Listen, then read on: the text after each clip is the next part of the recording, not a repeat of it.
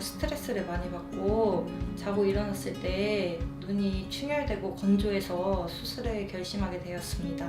일단 눈의 밸런스가 맞았으면 좋겠고, 지금 흉터가 심한데 흉터도 많이 개선됐으면 좋겠고, 그 수술한 후에 그 주변 사람들을 만날 때 사람들이 많이 자연스러워지고 예뻐졌다는 소리를 듣고 싶어요.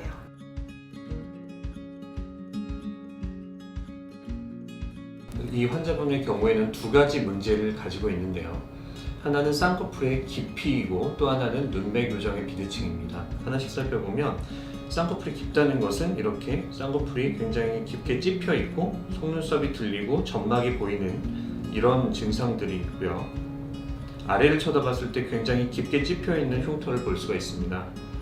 이것은 왜 생기냐면 쌍꺼풀을 고정하는 높이에 의해서 따라서 발생을 하게 되는데, 우리가 쌍꺼풀을 만든다는 것은 일반적으로 이 피부를 안쪽에 있는 건판에 고정하는 것을 의미합니다. 이렇게 고정을 할 때 2번처럼 있는 자리에 고정을 하게 되면 가장 자연스럽고요. 1번처럼 위로 당겨서 고정을 하면 쌍꺼풀이 굉장히 깊어지게 되는 것입니다. 쌍꺼풀이 깊어지면서 이 쌍꺼풀 피부가 스트레치되고 심하면 속눈썹이 따라 올라가는 것이죠. 일반적으로 눈매 교정을 함께 하는 경우에 이런 일이 자주 발생하는데, 눈매 교정이라는 것은 이 눈 뜨는 근육의 힘줄, 이 건판의 상단에서 묶어서 단축시켜주는 것이기 때문에 여기에다가 한꺼번에 쌍꺼풀을 고정을 하게 되면 쌍꺼풀이 위로 당겨서 고정을 하기 쉽게 된다는 것입니다.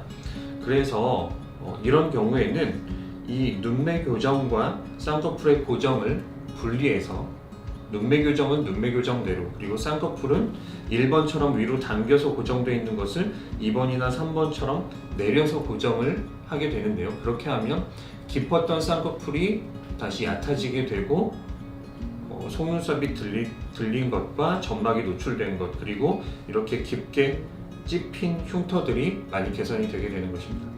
또 하나 눈매 교정인데, 눈매 교정은 지금 오른쪽 환자의 기준으로 오른쪽 눈에서는 지나치게 과교정되어 있고요. 그에 비해서 왼쪽은 약간 덜 뜨고 있습니다.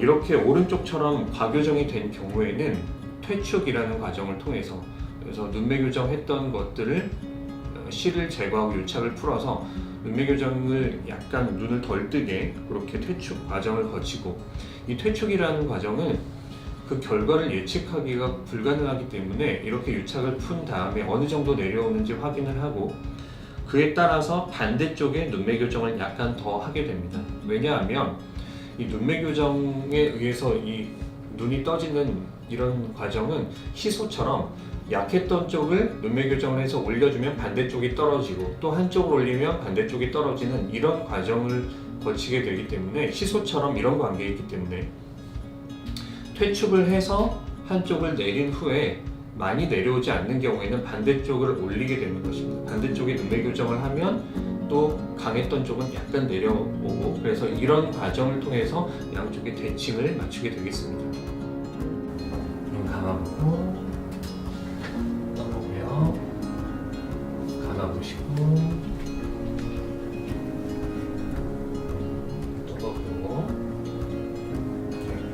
지금 쌍꺼풀 크기 자체를 보면 왼쪽이 눈을 감았을 때도 좀 크거든요. 그리고 지금 보면 오른쪽이 안검하수가 조금 과교정돼 있어요. 그래서 오른쪽을 우리가 눈매 교정을 좀 풀어서 퇴축을 해보되, 사실은 이게 한다고 이거는 결과를 정확하게 예측할 수 있는 게 아니기 때문에 풀어서 내려오는 만큼을 좀 경과를 이렇게 좀 보고 수술 중에 봐서 이게 많이 내려오면 좋지만 많이 내려오지 않는 경우에는 왼쪽을 눈매 교정을 살짝 더해서 대칭을 맞춰준다.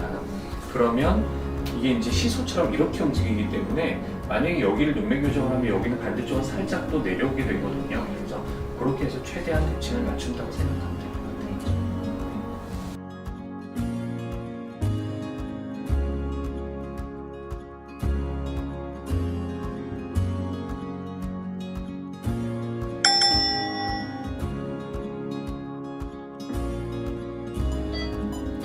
눈 뜨는 건 좀 편해졌어요? 감기는 느낌 좀 덜 하시죠? 네. 거울 한번 볼게요. 자, 여기 이쪽 손으로. 그래서 오른쪽 눈 많이 떴던 부위는 이제 퇴축해서 이렇게 잘 내렸고요. 눈매 교정 양쪽 똑같이 맞춰놨고, 그리고 속눈썹은 다 내려갔고요. 그래서 쌍꺼풀 크기도 잘 맞춰놨어요. 괜찮죠? 잘 된 것 같죠? 네, 앉아볼까요? 그러면 자, 앉아서 한번 다시 볼게요.